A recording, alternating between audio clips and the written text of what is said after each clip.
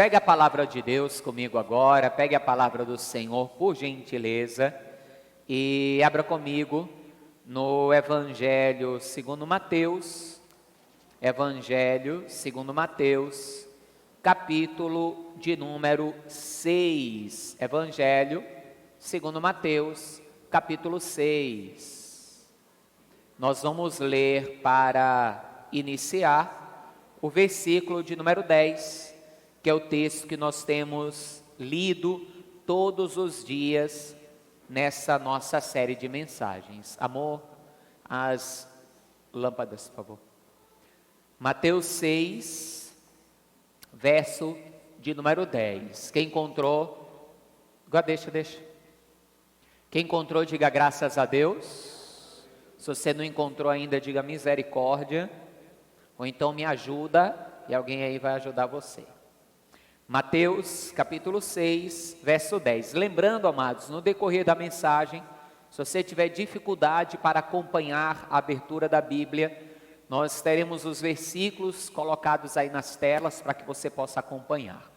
Anote as referências, tá? Anote, para que depois você possa na sua casa ler não apenas os versículos que nós vamos ler aqui, mas que você possa ler o contexto completo, porque um texto, eu falo isso muito aqui, um versículo fora do seu contexto, ele pode dar pretexto para uma heresia. Você sabe como é que surgem as heresias? Vou te dizer como é que surgem as heresias. É quando o homem, ao invés de ler a Bíblia para moldar a sua vida, a Bíblia, ele lê a Bíblia para moldar a Bíblia à sua vida. É isso que acontece muitas vezes. O homem, ao invés de ler a Bíblia para encontrar na Bíblia a resposta para a sua vida, ele já tem uma resposta, ele já tem um desejo, ele já sabe o que ele quer da vida dele, então ele vai ler a Bíblia e vai procurar na Bíblia um versículo que dê base para ele andar naquele caminho que ele está andando. E normalmente, para isso ele vai precisar dar uma interpretação errada do texto, do versículo. Por isso é importante ler o texto completo, porque o texto completo, a Bíblia explica a Bíblia. A própria Bíblia se explica. Um texto que você lê falando de um assunto e você não entende, em outro lugar a Bíblia vai estar falando do mesmo assunto e vai estar explicando ou completando aquilo que você leu anteriormente. Só que aqui no culto não dá para a gente ler todo o contexto, senão as pregações durariam 2 horas. Às vezes eu estendo um pouquinho, prego 50 minutos, 1 hora, o culto se estende demais, né? Então, se fôssemos ler os contextos completos, a gente ia demorar demais. Então, sempre anote para você poder ler depois em casa. Vamos ler. Mateus 6,10 diz assim: venha o teu reino, seja feita a tua vontade, tanto na terra como no céu. Vou ler mais uma vez. Venha o teu reino, seja feita a tua vontade, tanto na terra como no céu. Amém, amados? Feche seus olhos antes de nos aprofundar, ore, peça a Deus, Deus, fala comigo através da tua palavra. Peça para Ele falar com você que eu vou orar também. Senhor meu Deus e Pai Todo-Poderoso, a tua palavra ela será ministrada agora, e ninguém está aqui ou me assistindo à distância para ouvir simplesmente aquilo que eu, pastor Herman, tenho de mim mesmo para falar, mas querem ouvir a tua voz, a tua palavra, saber aquilo que está no teu coração. Por isso, Senhor, usa-me como instrumento nas tuas mãos para pregar a tua palavra, para ensinar a tua palavra, que desde já tudo aquilo que é humano, que é natural, tudo aquilo que se opõe ao teu querer, seja anulado em nome de Jesus, e que a tua vontade, que é boa, perfeita e agradável, ela prospere em nossas vidas. Deus, encontre também os nossos corações como uma terra fértil e boa nesta hora, para que a tua boa semente, que será agora semeada, ela venha produzir muito resultado, em nome de Jesus, amém. Sei que concorda, diga assim seja. Nem pode se assentar, pode tomar o teu assento. Nós, ao longo deste mês, começando no primeiro domingo, nós temos aprendido sobre o reino de Deus.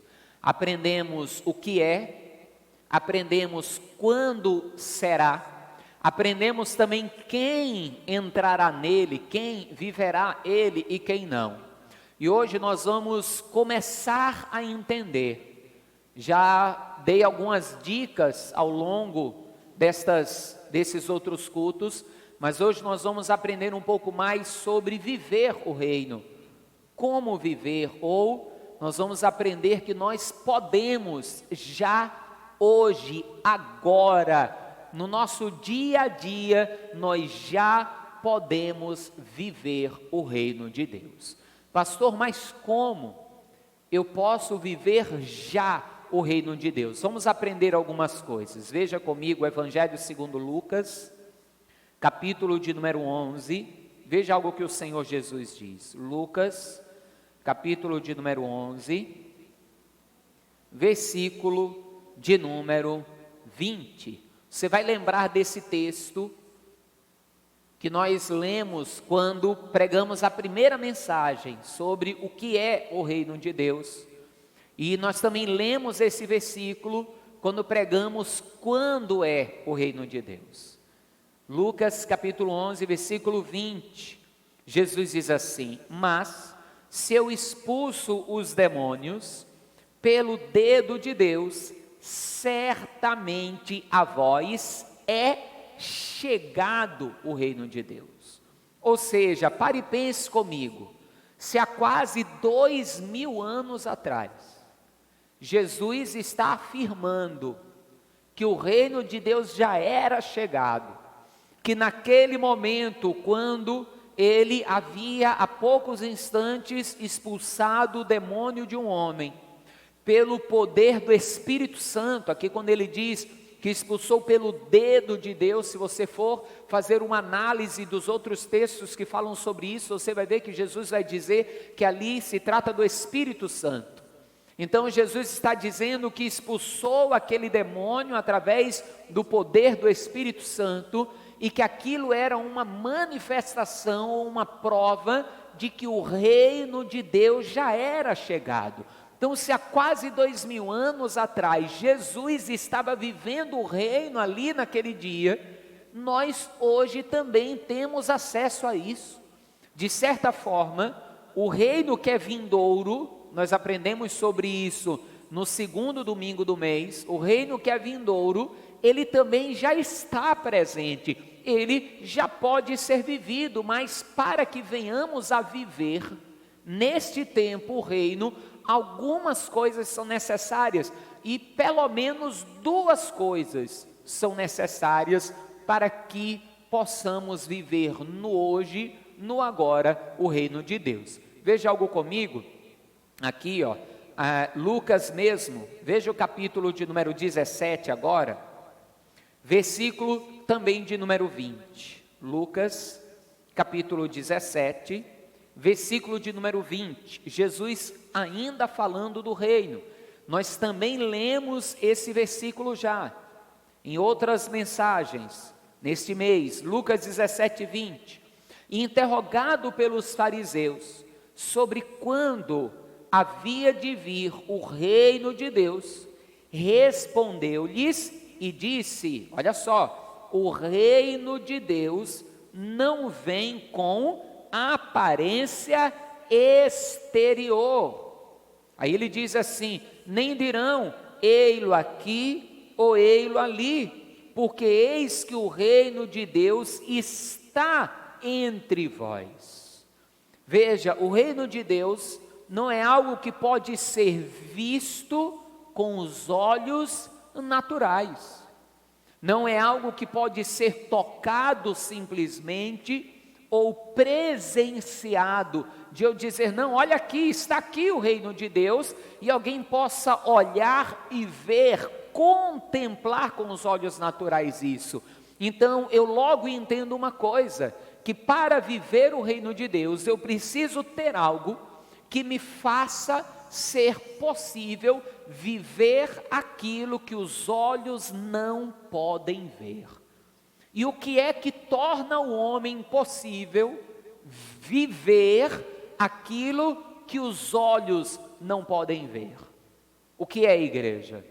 O que é que me faz possível viver aquilo que os meus olhos não podem enxergar? E aí, quem sabe a resposta?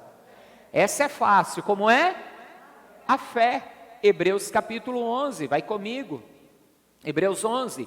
A primeira coisa necessária para que eu, para que você, para que alguém possa viver o reino de Deus nesse tempo presente é fé. Porque se eu não crer que eu posso viver o reino, eu não viverei. Se eu não crer que é possível viver as coisas do reino eterno, do reino futuro, do reino vindouro, nesta presente era, eu não viverei. Até porque, lembre, comece a trazer à sua memória, nós vamos falar disso aqui hoje também, comece a trazer à sua memória a primeira mensagem nossa sobre o que é o reino, comece a trazer à sua memória. Mas veja o que diz aqui, ó, Hebreus 11, a partir do versículo 1 nós vamos ler, mas não apenas um. Ora, a fé é o firme fundamento das coisas que se esperam e a prova das coisas que se não veem, ou, dependendo aí da tradução, é a certeza também das coisas que não se veem. Então, o reino de Deus, como Jesus disse, não é algo que pode ser visto, não é algo que eu possa com os meus olhos naturais contemplar. O reino de Deus, ele gera muitas coisas para o homem, porém não algo que possa ser contemplado a olhos nus. E existe, na verdade, algumas coisas que fazem parte, que depois que eu creio, aí sim, é como Tomé disse, né? Que só creria se visse. E a gente tem que entender que o reino de Deus não é ver para crer, é crer para ver. Não é ver para poder viver aquilo, mas pelo contrário, é crer para que eu possa viver. Veja o versículo 2, o que ele diz, olha só. Porque por ela, pela fé, os antigos alcançaram testemunho. Olha o que ele diz aqui no versículo 3 agora. Pela fé entendemos que os mundos, pela palavra de Deus, foram criados. Agora veja o finalzinho desse versículo. De maneira que aquilo que se vê não foi feito do que é aparente. Ou seja, aquilo que eu consigo ver hoje, tudo que foi criado, não foi feito a partir daquilo que pode ser visto, ou daquilo que é aparente. Tudo que existe foi gerado de algo que não pode ser visto, porque tudo que foi gerado pelo quê? Pela palavra do Senhor. E a palavra de Deus, no sentido da palavra expressa dele, não pode ser vista. Hoje nós temos o benefício de podermos ler a palavra de Deus. É aquela história que eu li esses dias, não sei quem foi o grande teólogo que escreveu isso, mas é maravilhoso. Ele diz assim: você quer ouvir Deus falar contigo? Leia a Bíblia. Ah, mas eu quero ouvir em voz audível, então leia em voz alta. E você vai ouvir Deus falar com você em voz audível, é só ler a Bíblia em voz alta. E você vai ouvir a voz de Deus falando com você, porque a palavra é a voz de Deus, é Deus falando. Ou seja, o reino de Deus, ele é chamado à existência por aquilo que nós não vemos. O reino de Deus não pode ser visto, mas pela fé eu posso vivê-lo, pela fé eu posso experimentar as coisas que dizem respeito ao reino de Deus, que é espiritual. Quer ver uma coisa que é espiritual, que nós não podemos ver, que tem pessoas até que não acreditam que existem, mas eu tenho praticamente certeza de que você sabe que existe. Quer ver uma coisa? Você já viu um anjo e um demônio brigando? Sim ou não? Talvez em algum filme de ficção científica, né? Ou num filme naquele Constantino, não sei se vocês já assistiram aquele filme lá, Constantino. E um filme desses aí da vida. Você já viu uma batalha espiritual acontecendo? Mas eu te pergunto, elas existem? Quer ver? Você já passou por alguma batalha espiritual? Sim ou não? Me prove isso. Você pode me mostrar provas de que você passou por uma batalha espiritual? Sim ou não? Não, porque é espiritual, não tem como ser mostrado. Mas você, que não é mais alguém apenas natural, porque a palavra de Deus diz que o homem natural não compreende as coisas que são do Espírito. Então, a batalha espiritual é algo espiritual, é algo que não pode ser visto, mas acontece vezes até de pessoas se levantarem, por exemplo, contra a nossa vida e nós olharmos e sabermos que não é a pessoa ali, que é alguém que está por trás da pessoa ou usando a pessoa, como Jesus mesmo, certa vez, diante de Pedro, que Jesus ia descer para Jerusalém, e Jesus estava em ameaça de morte em Jerusalém, e Pedro vai tomá-lo, vai chamá-lo de canto, e vai praticamente dar uma bronca em Jesus, dizendo, não, o senhor não vai descer não, que é isso, o senhor tem que poupar a sua vida. E Jesus vai olhar para ele e vai dizer, para trás de mim, Satanás. Você não conhece as coisas de Deus, você só conhece as coisas que são do homem, para trás de mim. Ou seja, não era Pedro ali falando. Não é à toa que a palavra de Deus, e tem até um bordão, né, cristão gerado em cima disso, que maior é aquele que está conosco do que aquele que está no mundo. Então, o reino de Deus, ele pode ser vivido. E uma das coisas, você vai lembrar sobre o reino, nós vimos aqui uma das declarações que Jesus fala, ele expulsando o demônio, ele diz, é chegado o reino. E você vai lembrar quando nós aprendemos sobre o que é o reino, que o próprio homem de Deus, o apóstolo Paulo, ele vai dizer que o reino de Deus não são palavras, mas poder. E este poder, inclusive, é uma promessa para as nossas vidas, é algo que Deus disponibiliza que eu viva e faz parte do reino. Mateus capítulo 16. Lembre da promessa para quem está em Cristo. Evangelho segundo Mateus, Marcos capítulo 16. Evangelho segundo Marcos, capítulo de número 16.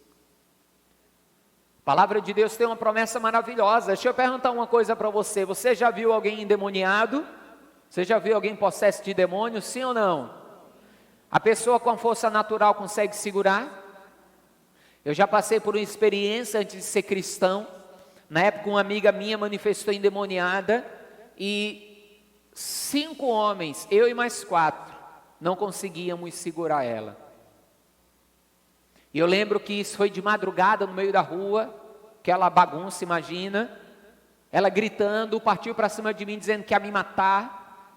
E eu não tinha Cristo ainda, e foi eu e mais 4 para segurar, e não conseguia segurar, e aquele barulho, você tem uma ideia, até a polícia baixou, que isso era de madrugada, o povo viu 5 pessoas, não eram 5 homens, eram 3 homens e 2 mulheres, tentando segurar aquela mulher, e ela gritando, dizendo que ia matar, chamaram a polícia, e a polícia parou, o soldado desceu, e o irmão dela estava na hora, disse, não, eu sou irmão dela, e o soldado olhou e viu aquela mulher, de 1,50 m e pouco, e 5 pessoas sem conseguir segurar ela, e aquela mulher falando com voz de homem, vou lhe matar. E o camarada que estava dentro olhou assim, soldado, vamos embora que isso não é para a gente não. O soldado entrou na viatura e foram embora. Foram embora. Eles entenderam que aquilo não era para eles. A solução depois foi resolvida. Mas é luta, é batalha espiritual. O homem natural não tem força para segurar um demônio. Lembre, os demônios são anjos que caíram, mas tem força, tem poder. Mas veja o que diz a palavra do Senhor, Marcos capítulo 16, a partir do versículo 15. E disse-lhes: ide por todo o mundo, pregai o evangelho a toda criatura. Quem crer e for batizado será salvo, mas quem não crer será condenado. E estes sinais seguirão aos que crerem. Olha qual é a primeira promessa: em meu nome expulsarão demônios. Aí ele continua: falarão novas línguas, imporão a mão, falarão novas línguas, pegarão as serpentes, se beberem alguma coisa mortífera não lhes fará dano algum, imporão as mãos sobre os enfermos e os curarão. Amados, tudo isso aqui é manifestação do reino de Deus na terra, tudo isso, porque a terra ela trabalha com as suas leis naturais. Aí dentro da ciência vai ter as leis da química, da física, e aí por diante, a gravidade, a inércia e tantas leis, que na verdade são leis que foram descobertas pelo homem, mas foram leis que foram criadas por Deus para manter a sua criação em ordem. Só que estas leis naturais, elas podem ser quebradas pelo reino, porque as coisas do reino podem ir além das coisas naturais. Naturalmente, uma pessoa que está ali com a doença terminal não pode ser curada, mas pode haver uma manifestação do reino de Deus, através da vida de um servo de Deus, que impõe a mão sobre aquela pessoa, ore por ela e ela seja curada. Isso é uma manifestação, isso você estará vivendo o reino hoje aqui.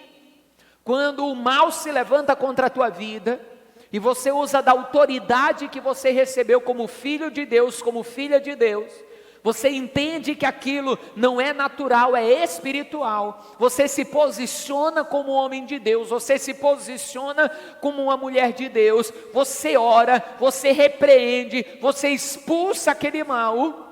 Você está vivendo algo que é do reino aqui na terra. A autoridade dada por Deus àqueles que são seus filhos, para reinar, para dominar. Não foi esse o poder que Deus deu para Adão e Eva lá no começo? Dominar sobre todas as coisas. Não foi essa mesma coisa que Deus vai dar a Noé lá também? E o homem, por se envolver demais na lei do mundo e do pecado, perdeu essas coisas que foram dadas por Deus ao homem.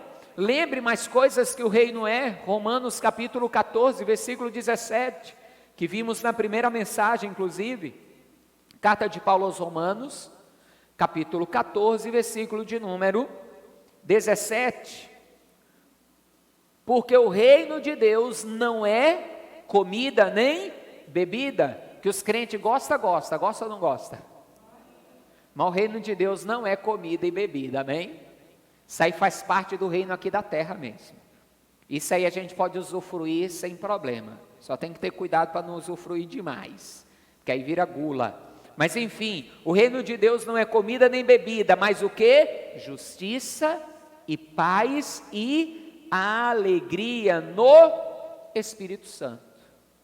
E nós podemos viver todas essas coisas que são do reino aqui, hoje, nas nossas vidas.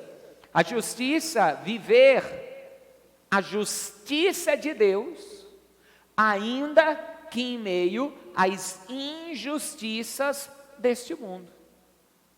Porque as leis deste mundo, não é que as leis são injustas, mas muitas vezes elas são regidas por homens injustos. E por elas serem regidas por homens injustos, muitas vezes injustiças são praticadas. Porém, se estivermos em Deus, uma coisa é certa: a justiça de Deus nem tarda nem falha. Ela acontece E ela vem. E às vezes ela vem, como diz o ditado popular, a cavalo. Ou seja, ela vem depressa. Só que quando entendemos a questão da justiça de Deus, temos que entender que existem pelo menos 3 sentidos no que seja eu viver a justiça do reino aqui na terra. Eu viver a justiça do reino de Deus. Primeira, se eu sou cidadão do céu, amém? Quem aqui é cidadão celeste? Amém? O reino da terra tem leis, sim ou não? O reino de Deus também tem. Então, primeira forma de eu viver a justiça do reino aqui na terra, cabe a mim. Como assim, pastor? É eu viver de acordo com as leis do reino de Deus aqui na terra.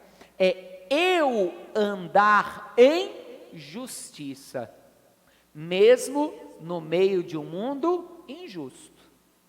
Vão me chamar de abestalhado, vão me chamar de bobinho, estou usando só os menos pejorativos, tá?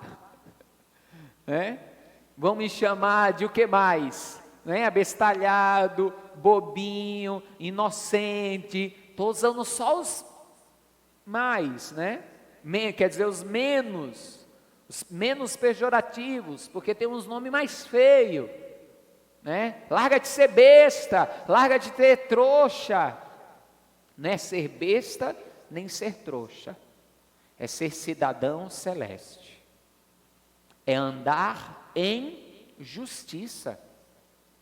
Antes de eu querer que a justiça seja feita na minha vida, eu preciso andar em justiça.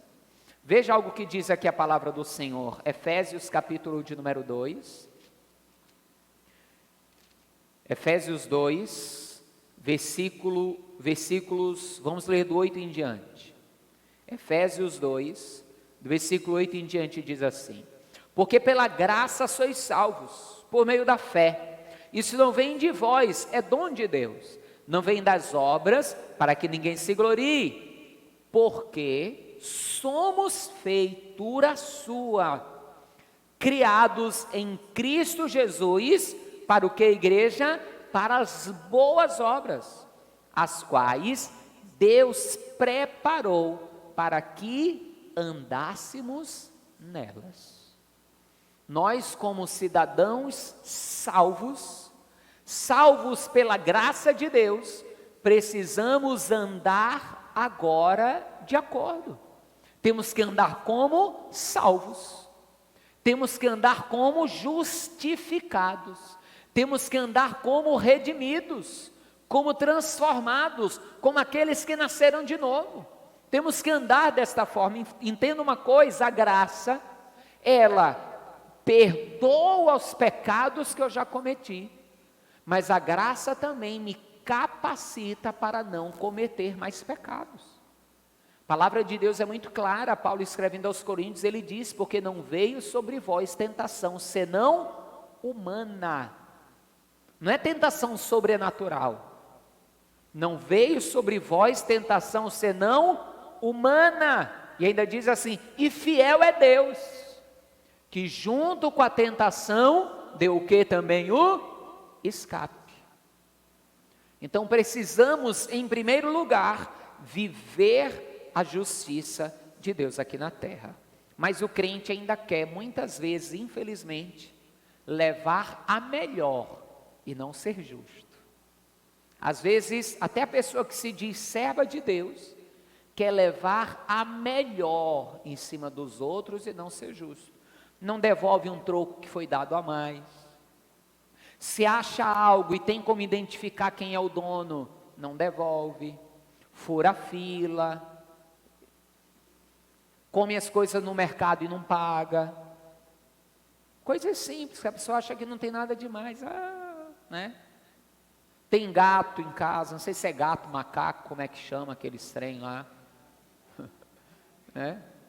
Parece que macaco é de água e gato é de energia, é isso aí? Se alguém souber, depois me diz, que eu não sei o nome não, mas é um negócio desse aí que chama. Tem gente que não é macaco não, King Kong, né, que tem lá. Então não dá, temos que andar em justiça. Amém, amados? Primeira coisa é essa. Mas o outro aspecto é que também podemos ver a justiça de Deus ser manifestada nas nossas vidas, ainda que o homem haja com injustiça. E aí você pode escolher o personagem que você quer da Bíblia, que aí tem um monte. Vamos lá em Gênesis, por exemplo, José. Foi injustiçado ou não foi pelos irmãos? Sim ou não? Deus fez justiça na vida dele, sim ou não? Aí você pode andar mais para frente, vai escolhendo outros aí. Tantos, Moisés, Daniel, Sadraque, Mesaque e Abidnego, os próprios discípulos, quantas vezes foram presos e depois Jesus lá enviou o anjo para soltar, depois foram soltos e aí por diante. A justiça de Deus será feita. Lembre do que eu preguei no primeiro domingo. O reino de Deus é justiça. Agora lembre, se você está certo, a justiça será feita. Agora, se você estiver errado, vai pagar o preço, não tem jeito. Pastor, se eu falar rindo, é melhor do que chorando, é ou não é? Não tem jeito, não tem jeito. Deus perdoa pecado, sim ou não? Perdoa sim ou não, igreja? Mas e as consequências, vêm sim ou não? Não tem jeito, não tem jeito. Às vezes, até pela misericórdia de Deus, que é tremenda, nós nos arrependemos, aí precisa ter o arrependimento, nós nos arrependemos, aí Deus é tão bom que às vezes faz com que não colhamos o fruto da semente ruim que semeamos. Porque a graça me faz colher o que eu não mereço. A misericórdia me faz não colher o mal que eu merecia colher.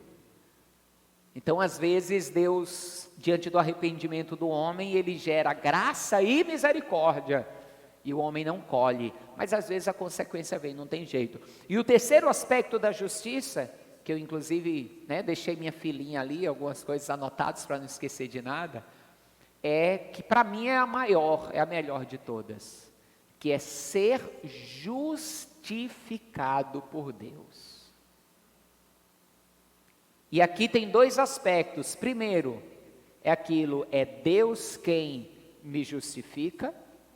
E segundo, é saber que se eu sou justificado por Deus, eu fui feito por Deus, através de Cristo, justo. A palavra de Deus diz que mesmo nós sendo pecadores, e estando em pecado, Deus fez Jesus maldito para que nós fôssemos feitos justos. Era justo que alguém morresse por causa dos pecados, porque a lei estava lá. A alma que pecar, esta morrerá. Então, Deus colocou Jesus para morrer. O justo sacrifício, a justa condenação, para que eu e você sejamos hoje encontrados como justos diante de Deus, através de Cristo. Veja aqui, 2 aos Coríntios, capítulo de número 5, 2 aos Coríntios, capítulo 5, versículo de número 21. 2 aos Coríntios 5, 21, diz assim: aquele que não conheceu o pecado, o fez pecado por nós, para que nele fôssemos feito justiça de Deus. Aleluia! É saber, eu estou justificado em Cristo. Sabe o que isso significa? Que no dia do tribunal, você já está justificado. É aquilo que está em Romanos 8:1. Portanto, nenhuma condenação há para aqueles que estão em Cristo Jesus. Mas lembre da parte B do versículo, que não anda segundo a carne, mas segundo o Espírito, porque fomos feitos para andarmos em boas obras. Amém, amados? Além de justiça, o reino de Deus também é paz, e também podemos ver alguns aspectos desta paz. Primeiro aspecto da paz, versículo é bem conhecido, João 16, 33, você não precisa nem abrir, vocês sabem de cor, sabe ou não sabe? Hein, igreja? Não pode mentir, hein? João 16, 33, vê aí se você não conhece esse versículo de cor. Conhece ou não conhece? Tenho-vos dito isso, para o que, igreja? Para que em mim tenhais paz. No mundo tereis aflições, mas tende bom ânimo, eu venci o mundo. Uma das formas da manifestação da paz que é do reino, que eu posso viver hoje aqui, e eu estarei vivendo o reino hoje, é ter paz em meio às aflições. E tem que ser muito crente, tem ou não tem? Sim ou não, amados? Tem que ser muito cidadão do céu, tem ou não tem? Tem que ser muito cidadão do céu. Mas somos capacitados por Deus para isso. Porque lembre, nós fomos feitos uma nova criatura. A nossa criatura antes de Cristo era uma criatura segundo a imagem e semelhança praticamente do mundo. Nascemos imagem e semelhança de Deus, mas na prática do pecado deformamos essa imagem e semelhança e nos tornamos semelhantes ao pecado que praticávamos. Observe, você olha para uma pessoa, ela já tem normalmente a fisionomia daquele pecado que ela pratica. É assim ou não é? Normalmente, certos tipos de pecado já trazem consigo uma semelhança no semblante das pessoas. Já trazem uma semelhança no semblante das palavras que a pessoa fala. Lembre, como foi que reconheceram Pedro? Você fala como eles. Não foi assim no dia que negaram? Não, sim, você fala como eles. O pecado, ele traz isso, ele nos leva à semelhança dele, à semelhança do pecado. Só que quando de verdade entregamos a nossa vida ao Senhor e nascemos de novo, somos feitos uma nova criatura. E essa nova criatura agora será formada mais uma vez segundo a imagem e semelhança de Deus. Vamos falar as coisas de Deus, pensar as coisas de Deus e automaticamente vamos passar a ser capacitados também pela graça para termos paz no meio das tribulações, para conseguirmos ter paz no meio das aflições, das tribulações. E por que nós conseguimos? Lembre, Jesus diz, eu venci o mundo. E alguns até dizem assim, se Cristo venceu, nós também vamos vencer. E às vezes falam isso por fé, mas sem nem saber se tem algum versículo bíblico que testifique isso. Será que tem algum versículo bíblico que diga que assim como Cristo venceu o mundo, eu também posso vencer o mundo, e existe uma arma que eu possa usar para vencer? Carta de João, não o Evangelho, primeira carta de João, primeira epístola de João, capítulo de número 5. Veja comigo, primeira epístola de João, capítulo de número 5, versículo de número 4. Olha só o que vai dizer. Primeira carta de João, capítulo 5, versículo 4. Porque todo o que é, veja o detalhe, nascido de Deus, faz o que, igreja? Vence o mundo. E esta é a vitória que vence o mundo. Qual é? A nossa fé. Aleluia. Nós vencemos o mundo não com aquilo que vemos, mas com aquilo que cremos. Com fé, só com fé mesmo. Para vencer o mundo e ter paz no meio da tribulação.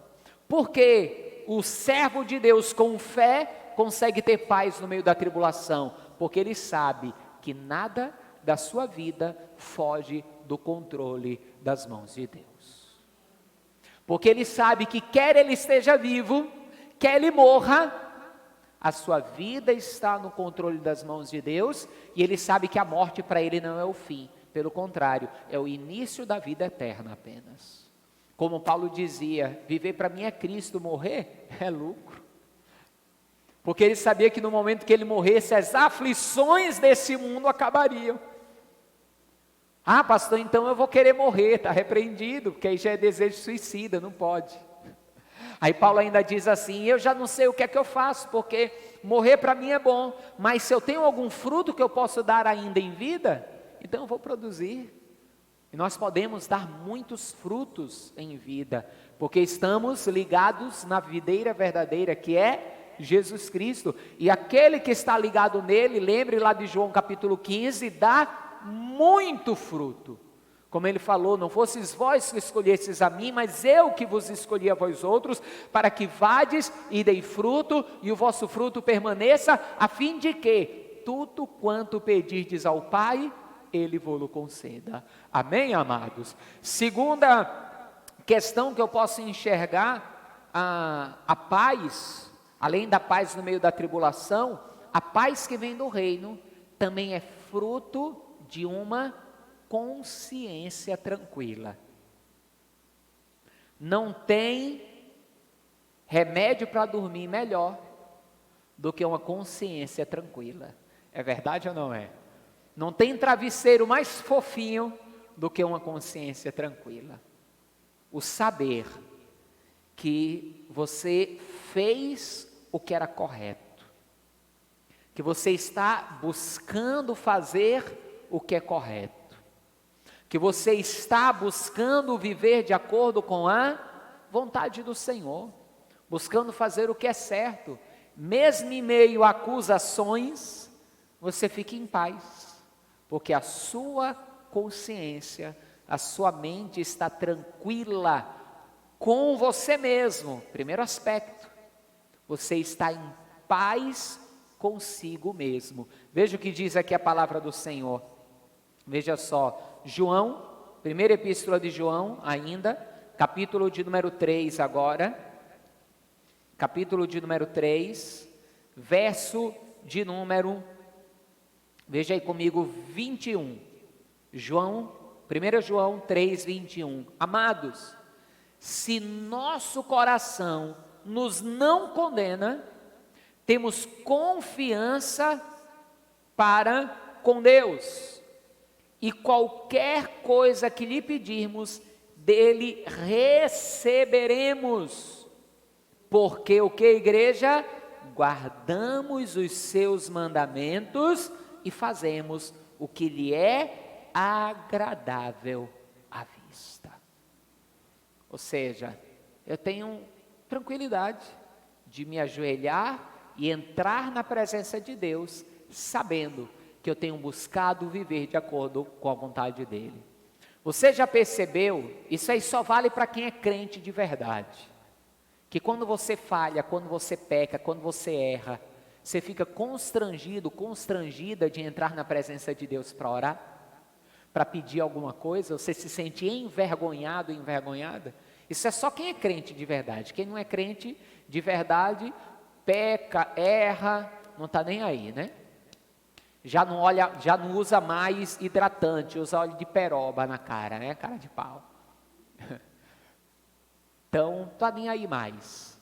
Mas, por outro lado, quando a pessoa busca fazer a vontade de Deus, busca agradar a Deus, ainda sabendo que é limitado, que é falho, a pessoa se dobra diante de Deus com a consciência tranquila. E tem segurança para se colocar diante de Deus, orar, pedir, clamar. Imagina a mente e a consciência tranquila de Moisés. Quem assistiu a mensagem de quinta-feira sobre intercessão, não essa, a outra, né, que eu preguei sobre intercessão.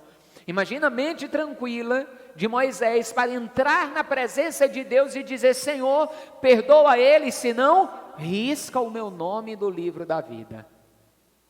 Tem que estar com a consciência muito tranquila em Deus, tem ou não? Sim ou não, igreja? Tem que estar com a consciência muito tranquila em Deus. Tem que estar muito certo daquilo que está orando. Muito certo. daquilo que está orando. Eu já fiz orações audaciosas, mas confiando na fé, não na minha justiça, como Moisés fez. Eu já orei de dizer: Senhor, abençoa esse povo ou me mata. Já orei assim, porque eu tinha certeza que Deus ia abençoar, porque Ele é fiel, Ele cumpre a sua palavra. Mas ainda que eu morresse, a salvação estava garantida. Não tive a ousadia, nunca tive a ousadia, nem vou ter um dia a ousadia de fazer a oração que Moisés fez. Já orei: Senhor, abençoa esse povo ou não me abençoa também, só quero ser abençoado se eles forem. Já orei assim, na fé, certeza de que Deus iria abençoar, porque a promessa foi liberada em cima da palavra, e a palavra é a verdade. Aqui eu posso botar minha mão no fogo. Sadraque, Mesaque e Abidnego entraram inteiros no fogo e não foram queimados. E ainda assim disseram: Ele pode nos livrar, Ele vai nos livrar, mas ainda que não nos livre, nós não vamos nos prostrar diante de outros deuses. Porque eles sabiam que era melhor a morte,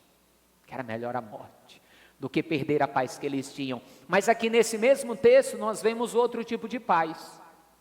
Paz no meio da tribulação, paz consigo mesmo e paz com Deus, que é conquistada justamente através de Cristo. Leia agora o mesmo texto, só que a partir do versículo 18.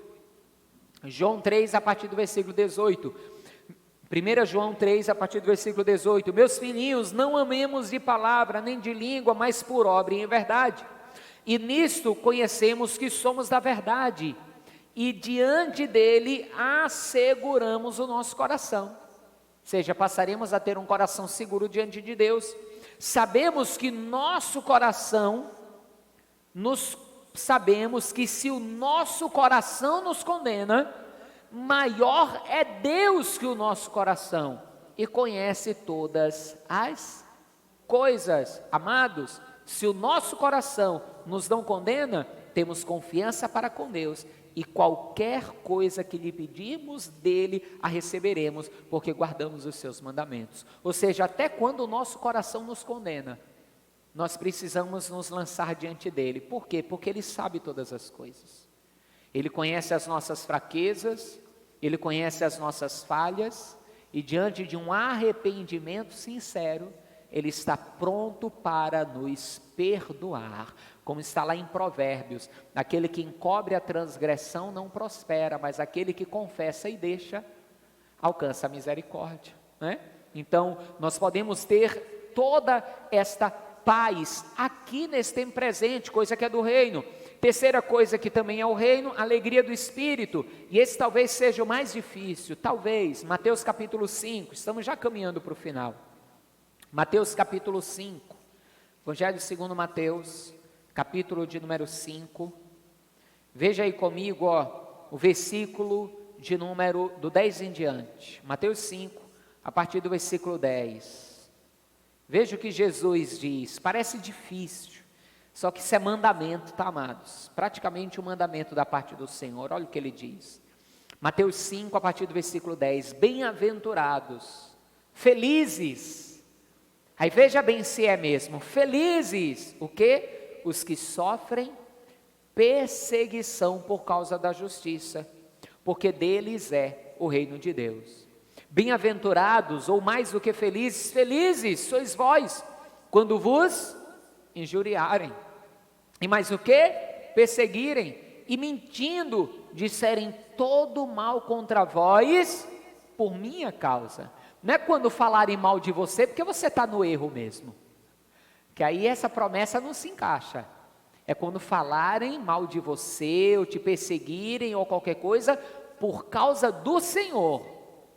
Versículo 12, exultai e alegrai-vos, porque grande é o vosso galardão nos céus, porque assim perseguiram os profetas que foram antes de vós. Veja que a alegria no Espírito não está de acordo com aquilo que eu posso ver em minhas mãos, porque o que eu vejo é a perseguição, é a injustiça, é a luta, mas é naquilo que eu sei que eu receberei da parte de Deus, que é a recompensa, o galardão por estar firme nele, obedecendo a ele. Aí talvez você pergunte: pastor, será que é possível?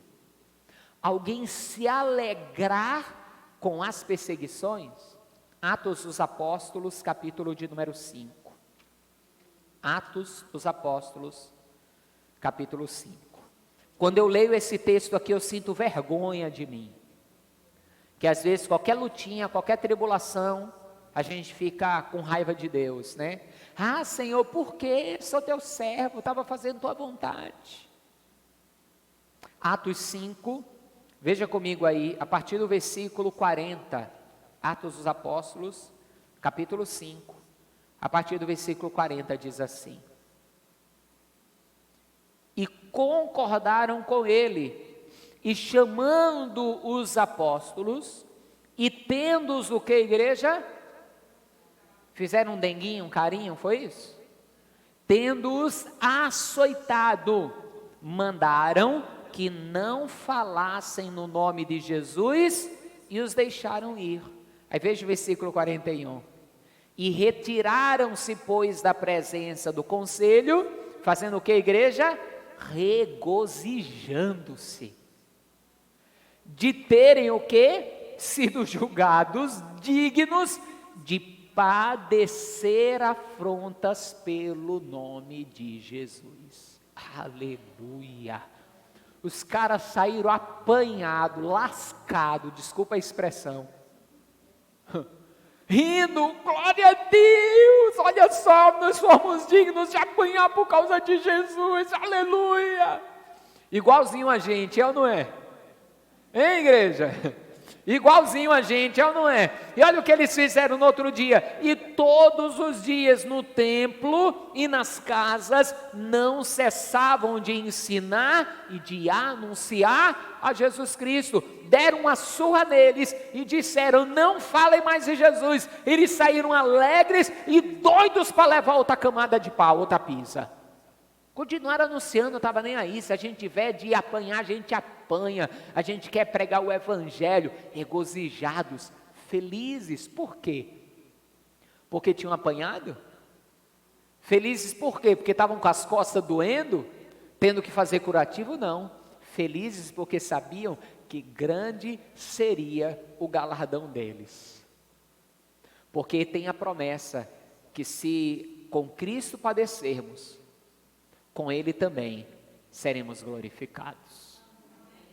É a alegria que vem do Espírito. Lembre de uma coisa, sempre que você vive um milagre, você está vivendo o reino de Deus. E os milagres, eles estão à nossa disposição para vivermos. O acesso a Deus foi aberto para quem é filho. Você tem acesso, você é sacerdote. Foi te dada autoridade para expulsar demônio, para orar por enfermos. Foi te dado autoridade para que sinais te aconteçam. Foi te dado, injetado em você pelo Espírito Santo fé. Para você orar, para você interceder, para você buscar a Deus, para você viver as coisas do reino aqui. Mas você lembra que eu falei que tinha duas coisas necessárias? Essa última eu não vou demorar, porque se eu for falar sobre ela o tanto que eu falei sobre a primeira, imagina que hora a gente vai sair daqui, né? Primeira é fé, para viver tudo que diz o reino. Mas lembre, qual é a segunda? O reino de Deus tem leis. A segunda é eu andar em obediência às leis de Deus. Tem uma graça barata que está sendo pregada aí, que se eu estou em Cristo, agora eu recebi liberdade para pecar, nada mais é pecado não. Acabou, pode tudo agora, né? Não, Cristo já perdoou todos os pecados, até os que eu estou querendo cometer ainda. Se você está querendo cometer, é porque não nasceu de novo ainda.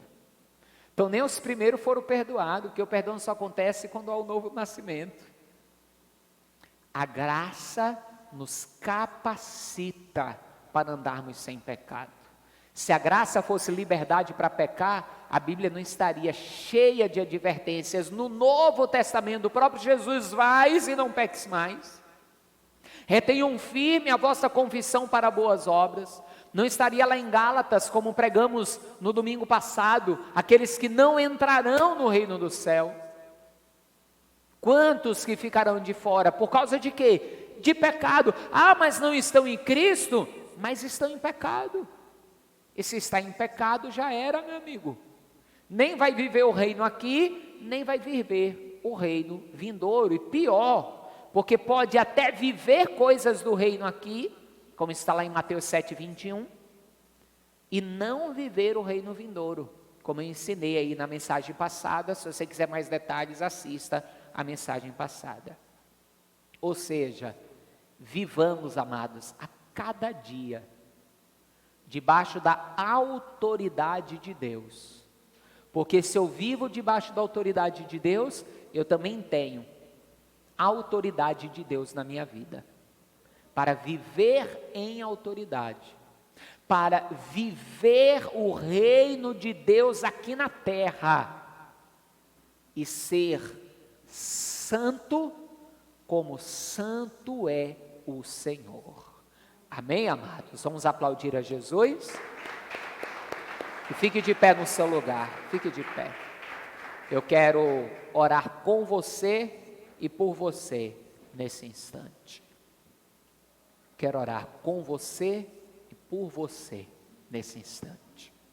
Feche seus olhos, ligue o seu pensamento ao Senhor agora. Ligue o seu pensamento ao Senhor. Em parte você já está vivendo o reino de Deus. Só o fato de você poder dizer, eu sou salvo em Cristo Jesus. Só o fato de você poder dizer, e você pode dizer, eu tenho a vida eterna. Não, pastor, eu terei. Não, você já tem a vida eterna, se você está em Cristo. Jesus disse que aquele que come a sua carne e bebe o seu sangue, está na vida já. Ele diz, aquele que crê em mim, ainda que esteja morto, viverá. E aquele que crê em mim e vive, não morrerá. Nós já temos em Cristo a vida eterna. Já somos salvos em Cristo Jesus. Por isso não aborte a caminhada. Você sabe como os cristãos eram conhecidos no início, no primeiro século da igreja? Eles eram conhecidos como os do caminho. Era assim que os discípulos de Jesus eram conhecidos no começo. Não era como cristãos, era como os do caminho. Porque Jesus disse, eu sou o caminho, a verdade e a vida. Ninguém vem ao Pai senão por mim. Estamos nessa peregrinação ao Pai. É um caminho. Então não aborte o caminho. Não saia do caminho. Permaneça firme no caminho até o fim. Enquanto você não se encontra com o Pai, seja pela vinda de Jesus, seja pela tua morte, usufrua do reino aqui na terra. Usufrua. Ore, clame pelos milagres que fazem parte do reino e viva-os. Ore, clame, faça uso da autoridade espiritual que existe em você também. Tanto para anunciar a verdade do Evangelho, como para expulsar demônios.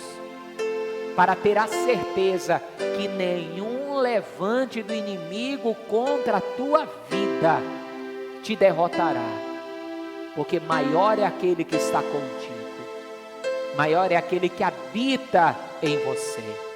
Agora, se você ainda não recebeu a Jesus como Senhor e Salvador da sua vida, você precisa fazer isso urgente. Cada dia que passa é um dia a menos para Jesus voltar. Se você um dia recebeu a Jesus e hoje está afastado, afastada, se você abortou o caminho, você precisa se reconciliar com Ele urgentemente. Urgentemente. Por isso aí mesmo onde você está, seja você aqui na congregação conosco, seja você me assistindo à distância agora, aonde você estiver. Se você ainda não recebeu a Jesus como Senhor e Salvador da sua vida, ou se você está afastado, afastada, e hoje você quer receber a Jesus como Senhor e Salvador da sua vida, você quer se reconciliar com Deus, dê um sinal para o Pai e ore.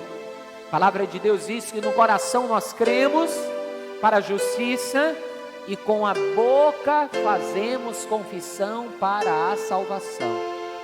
Por isso é aí mesmo onde você está, você que hoje quer receber Jesus como Senhor e Salvador da sua vida, você que hoje quer se reconciliar com Deus, pastor, eu quero, aí mesmo onde você está, dê um sinal para o céu, erga a mão assim bem alto, e seja você aqui ou em casa, erga a mão para o céu, dê sinal para o céu, e ore agora em voz audível, fale com Deus agora, diga a Ele, se você está recebendo a Ele, diga: Jesus, eu te recebo como Senhor e Salvador da minha vida.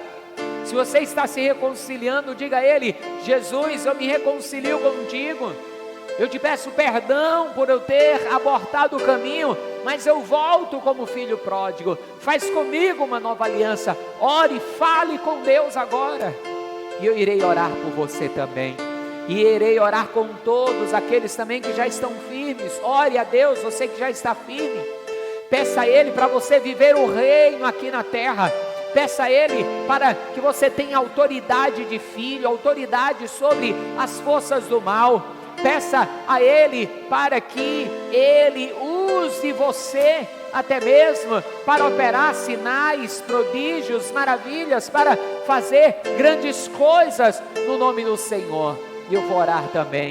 Senhor meu Deus e Pai Todo-Poderoso, é no nome santo e bendito do Teu amado Filho, Senhor Jesus, que eu oro. Eu oro primeiramente por aqueles que confessam a Jesus hoje, o recebem como Senhor e Salvador das suas vidas. Eu oro por aqueles que se reconciliam contigo, ó Pai. Recebe agora a oração de cada um deles, ajuda-os a partir de hoje estarem firmes em Ti, contigo. Conduz, Senhor, a eles com o Teu Espírito, faz deles morada do Teu Espírito Santo, para que possam ser conduzidos em toda a verdade, ó Deus, em nome do Senhor Jesus. Fortalece-os, Senhor, tira deles desde já toda má companhia, toda má influência, envolve-os, Senhor, na companhia de homens e mulheres servos do Senhor, ó Deus. Conduz cada um deles ao lugar onde devem congregar, Senhor, ao ministério onde devem congregar, porque verdadeiramente hoje está difícil, Senhor, está difícil. Hoje nós temos muitas igrejas próximos da nossa casa, mas temos poucas igrejas, poucos ministérios próximos da Bíblia. A maioria estão pregando doutrinas humanas e até doutrinas de demônios, Senhor. Então conduz aqueles que querem verdadeiramente andar contigo a um lugar que pregue a Tua palavra com verdade, com sinceridade, ó Deus, para que todos nós possamos alcançar o prêmio principal, que é a coroa, a salvação das nossas almas. Pai Santo, eu oro por todos os Teus filhos e filhas, pela Tua igreja, Senhor, por este corpo que está aqui reunido, e aqueles que oram também agora comigo. Papai, que venha o Teu reino. Nós oramos, Senhor, venha o Teu reino, seja feita a Tua vontade, assim na terra como ela é feita no céu. Papai, eu sei que a Tua vontade é que haja cura, libertação, transformação, conversão. Então faz a Tua vontade, Deus, aqui nesta terra. Usa as nossas vidas, Senhor. Usa esse Teu filho, usa esta Tua filha com a autoridade do Teu Espírito. Usa esse Teu servo, esta Tua serva, na autoridade do Teu Espírito, para proclamar a Tua palavra. Usa usa esse teu servo, essa tua serva, para impor a mão sobre o enfermo e ele ser curado, para orar por aquele que está cego e ele vir a enxergar, para dar ordem aos demônios e os demônios baterem em retirada. Ah, Senhor, usa cada um dos teus filhos e filhas para operar sinais, prodígios, maravilhas, para que os que estão lá fora, para que aqueles que não conhecem a tua palavra, não creem na verdade, vejam os sinais e creiam, Senhor. A tua palavra diz que o Senhor cooperava com os apóstolos, que o Senhor cooperava com a igreja primitiva através de sinais, ó Deus. Faz a mesma coisa, papai, não apenas através da minha vida, mas através desse teu filho, através desta tua filha, que todo o teu povo, ó Deus, seja grandemente usado por ti, para operação de sinais, prodígios, maravilhas, para que venha o teu reino, para que possamos viver o teu reino, ter a tua presença dentro de nós, como está através do teu Espírito e manifestada no nosso meio através da tua nuvem de glória e de poder, ó Deus, como foi até mesmo ali naquele dia em Pentecostes, onde eles ouviram o som do vento veemente, impetuoso, e a casa foi cheia da tua glória, do teu poder, e foram vistas ali as línguas repartidas como fogo, e eles saíram ali anunciando as grandezas do Senhor. Papai, nós ansiamos pelo teu reino, nós não sabemos quanto tempo ainda vai demorar para vir o reino eterno, nós não sabemos quanto tempo ainda vai demorar para que a cidade santa desça do céu, ataviada como uma noiva para o seu marido, mas nós sabemos, ó Pai, que podemos viver o teu reino já, agora, nesta presente era, como a igreja primitiva viveu, como grandes servos do Senhor viveram. Então, Pai, em nome de Jesus, que cada um dos teus servos sinceros vivam hoje, não apenas hoje, mas vivam a cada dia na sua vida, enquanto o reino eterno não vem, os teus servos sinceros vivam o teu reino aqui na terra, Pai Santo, em nome de Jesus, que assim seja feito. Você concorda, diga assim seja, e aplauda ao Senhor, que é digno de honra, glória, poder e autoridade. Amém?